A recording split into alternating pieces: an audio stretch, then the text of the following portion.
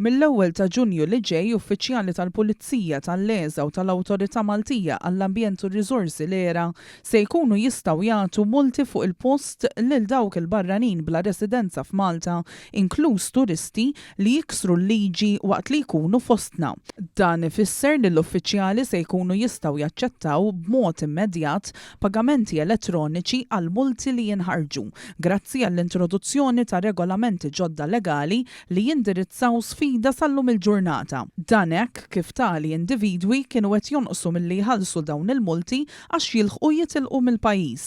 Il-Ministru responsabbli Byron Camilleri qal li din hija miżura infassla mill-esperjenzi tal-Maltin u Għawċin li għandhom jiġu rispettati minn dawk li jżuruna. Stqar li rridu li t-turisti li jiġu jgawdu pajjiżna u s-sabiħ tiegħu, iżda fl-istess ħin jirrispettaw lis-soċjetà u bekk igawdi kulħadd u jkollna pajjiż aktar ordnat.